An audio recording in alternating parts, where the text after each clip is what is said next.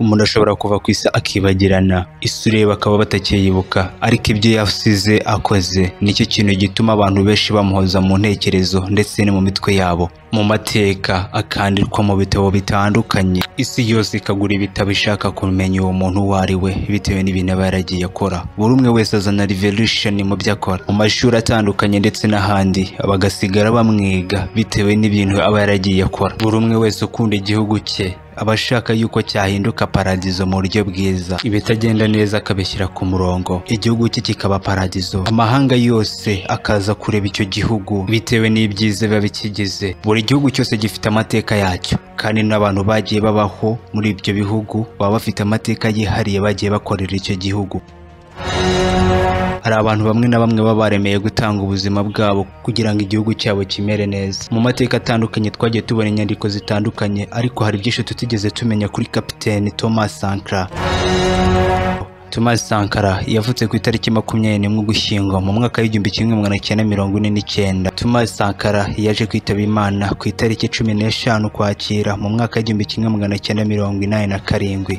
Thomas Sankara yabaye umuyobozi w'umutwe wa politiki witwaga Burkinabe Revolution. Igihe cyarageze abasore bemera gushyira hamwe kugira ngo bigomeke ku butegetsi bwari buri icyo gihe. Uwo mutwe wasabaga abayobozi bayoboraga icyo gihugu ngo bemere gukurikiza inshingano igihugu cyabo cyagenderagaho hamwe no kubaha ikiremwa muntu. Thomas Sankara yari afite icyizere kinini n'urubyiruko rwa Afurika muri rusange kubera ubutwari yageraga mbere y'iyicwa rye. Thomas Sankara kubera ubutwari yagiraga, abenshi bamufata nka Che Guevara w'umunyafurika. Thomas Sankara yari umupilote kandi yakundwaga n'abantu benshi cyane. Mu mwaka w'1981 yatorewe kuba minisitiri w'itangazamakuru, naho mu mwaka w'1943 yabaye minisitiri wa mbere nyuma yo gusurwa na Jacques Christophe. Muri uwo mwaka w'1943 Thomas Sankara yarafunzwe. Ifungwa rya Thomas Sankara ryatumye abantu benshi bivumbura ku butegetsi, cyane cyane abari mu gihugu. Ibyo byabaye ku itariki 4 Kamena mu mwaka w'1943. Icyo gihe ubutegetsi bwari buriho bwakuweho ku mbaraga. Guheruka ubutegetsi bwari buriho byateguwe n'inshuti ya Thomas Sankara, Blaise Compaoré. Bakimara guheruka ubutegetsi bwari buriho, irema ry'ubwo butegetsi dore yuko bwari bwarafatanyije na Libya kugira ngo bakureho ubwo butegetsi bwari buriho. Thomas Sankara bakimara gukuraho ubwo buyobozi nibwo yatorewe kuba perezida w'igihugu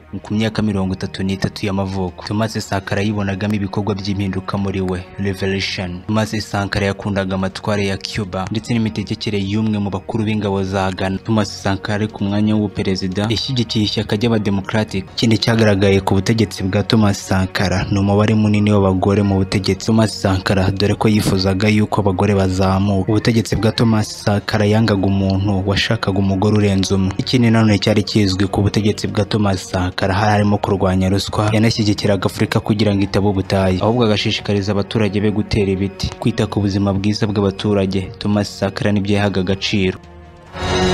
Mu mwaka w'1984 ubwo yuzuzaga umwaka umwe ku butegetsi, Thomas Sankara yahinduye izina ry'igihugu cye. Nibwo yahise ahindura iryo zina, icyo gihugu ahita cyita Burkina Faso kugeza amagingo anga akaba ariko yitwa. Thomas Sankara yaravuze ati Burkina Faso ni igisobanuro cy'ubutaka bw'abantu buhagaze neza cyangwa abaturage. Ikindi kintu Thomas Sankara yabashije guhindura ni ibendera ry'igihugu cye, anahindura n'indirimbo y'igihugu.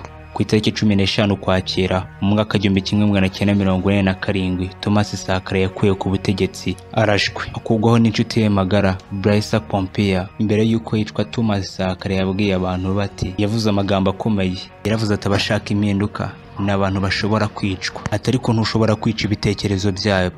Ayo ni amagambo Thomas Sankara yavuze. Ashije imyaka myinshi Afurika ibuze intwari zayo, ari we Thomas Isidore Noella Sankara wishwe mu mwaka w'1987. Sankara wari ufite ipeti rya kapiteni, yayoboye Burkina Faso guhera muri Kanama mu mwaka w'1943 ageza mu 1947 ubwo yicwaga. Mu myaka 4 yari amaze kuyobora Burkina Faso. Thomas Sankara ibintu atazigera yibagirwaho nuko yateje igihugu cye imbere kandi mu buryo bigaragara.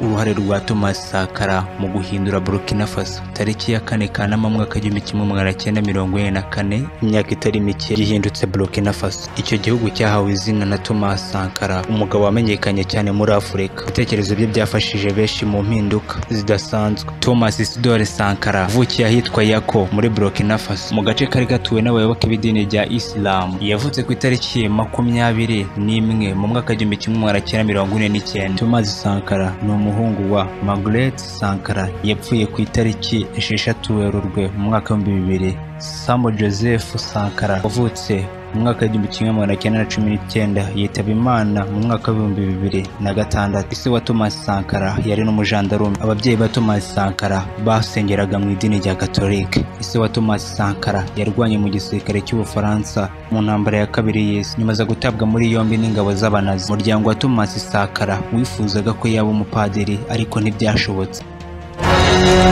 Sankara yahawe amasomo mu mashuri y'abihaye Imana muri Burkina Faso. Akimara gusoza amashuri nibwo yahise ajya mu gisirikare, nyuma ahabwa amahugurwa y'ibanze mu bya gisirikare.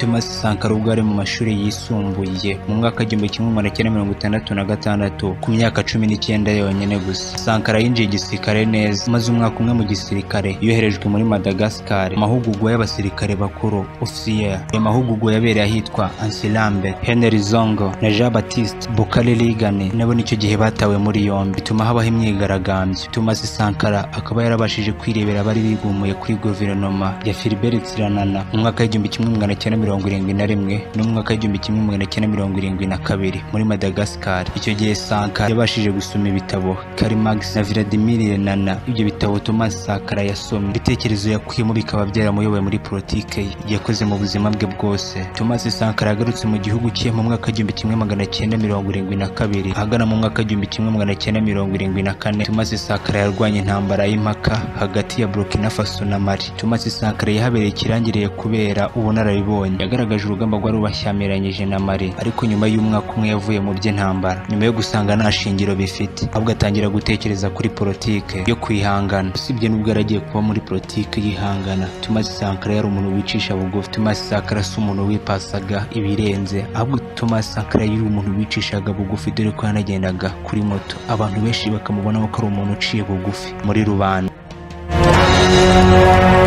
Mu mwaka 1967 Sankara yabaye umuyobozi w'ikigo gitanga amahugurwa ku bakomando mu kigo cyitwa PIE. Thomas Sankara muri ayo mahugurwa nibwo yahuye n'uwo bita Blaise Compaoré, bahuriye muri Morocco. Icyo gihe Burkina Faso ikaba yari iyobowe na Colonel Saye Zareb. Thomas Sankara yagizwe umunyamabanga ushinzwe itumanaho muri guverinoma, yari iyobowe n'ingufu za gisirikare. Aho hari muri Nzeri mu mwaka 1981. Uwo mwanya yari yagiyeho ukaba waramwerekeje mu nama ya mbere y'abaminisitiri, ariko nyuma yaje kwegura ku itariki 21 muri Mata mu mwaka 1942. Nyuma yo gusanga ubutegetsi buriho burwanya umurimo, nibwo yahise atangaza ikiswe ibyago ku baniga abaturage. Nyuma yo guhirika ku butegetsi Saye Zarebo yahiritswe ku butegetsi Ugushyingo mu mwaka 1942, Major Dr Jean Baptiste yahise aba perezida, aho Sankara aba minisitiri w'intebe muri Mutarama mu mwaka 1943, ariko aza kwirukanwa ku itariki 17 Gicurasi, afungishwa ijisho nyuma yo gusurwa n'umuhungu wa perezida w'Ubufaransa Jean-Christophe Mitterrand ushinzwe Afurika.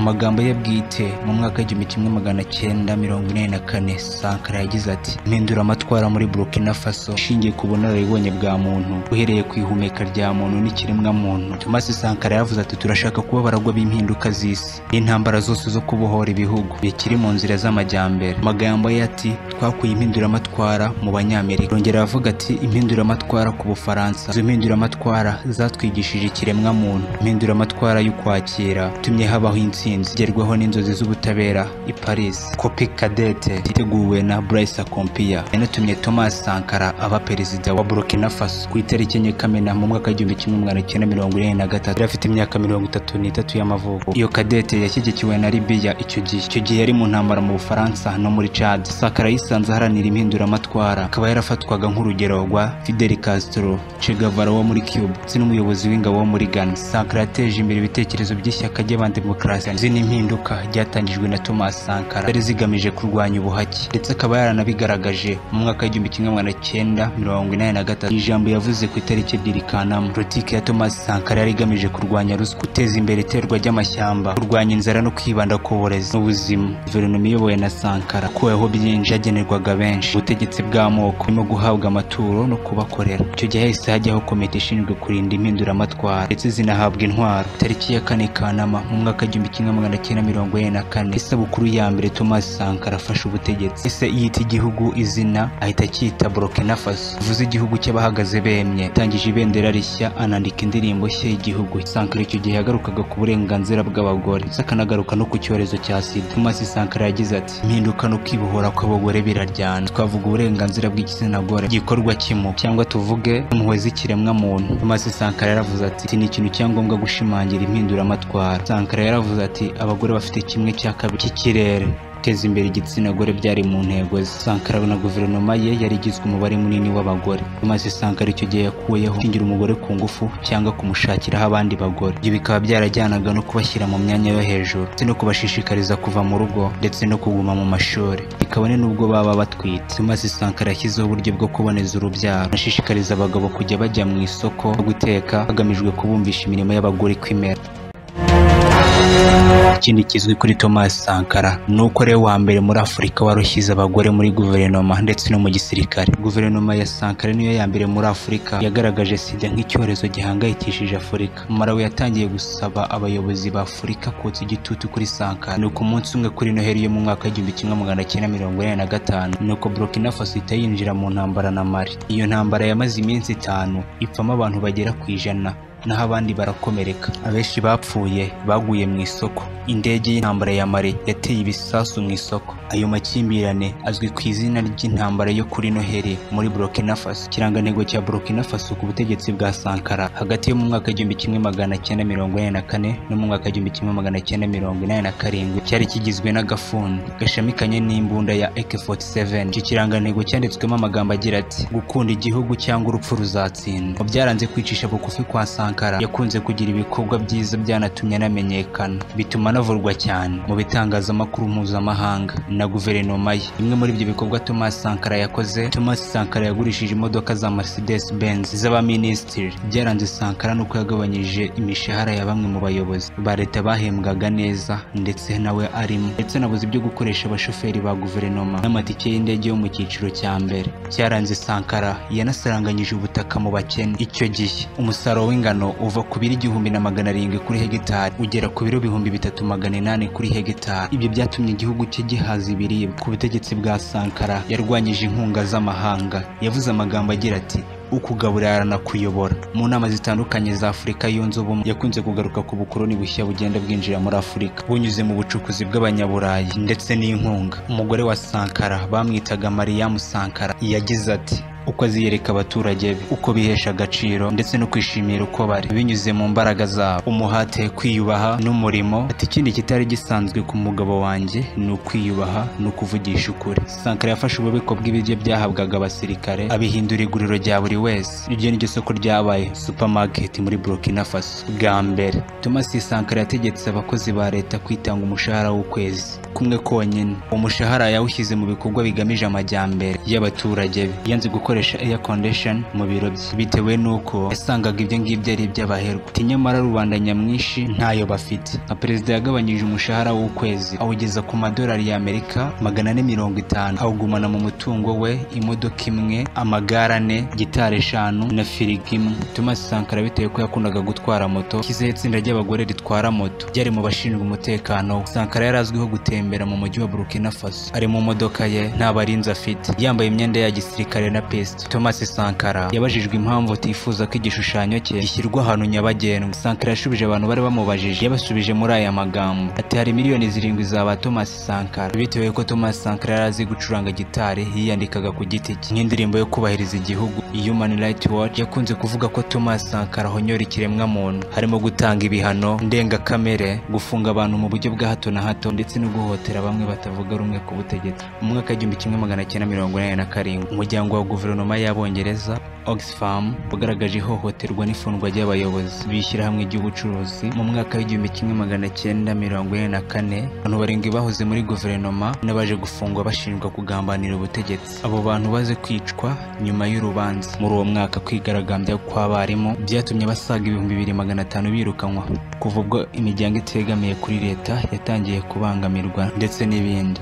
Thomas Sankara yagize ati Che Guevara twigishije kwigirira icyizere mu bikorwa byacu. Intambara ariyo mahitamo yacu. Ari umuturage wo mu isi yigenga, twese turi guharanira kubaka. Niyo mpamvu tuvuga ati Che Guevara w'umunyafurika akaba umunyaburkina Faso. Sankara wakundaga kugaragazwa nka Che Guevara muri Afurika yagenderaga ku bitekerezo bya Che Guevara mu mwaka 1928 no mu mwaka 1967, haba mu myambarire no mu mibereho. Imyambarire ya Sankara yiganye Che Guevara, ahitamo kwambara mu myambaro iteye nk'iya Che Guevara. Mu mibereho yiyemeje gusigarana ubutunzi buke n'umushahara mukeya ubwo ari ku butegetsi. Aba bagabo bombi bari inshuti na Fidel Castro. Sankara yasuwe na Castro mu mwaka 1947. Imbere y'uko yicwa, Thomas Sankara yabwiye abantu bati yavuze amagambo akomeye. Yaravuze ati abashaka impinduka n'abantu bashobora kwicwa, ariko ntushobora kwica ibitekerezo byabo. Ayo ni amagambo Thomas Sankara yavuze. Ashije imyaka myinshi Afurika ibuze intwari zayo, ari we Thomas Isidore Noella Sankara wishwe mu mwaka 1947. Sankara wari ufite ipeti rya kapiteni yayoboye Burkina Faso guhera muri Kanama mu mwaka 1943 ageza mu 1947 ubwo yicwaga mu myaka 4 yari amaje kuyobora Burkina Faso. Thomas Sankara ibintu atazigera yibagirwaho nuko yateje igihugu cye imbere kandi mu buryo bigaragara.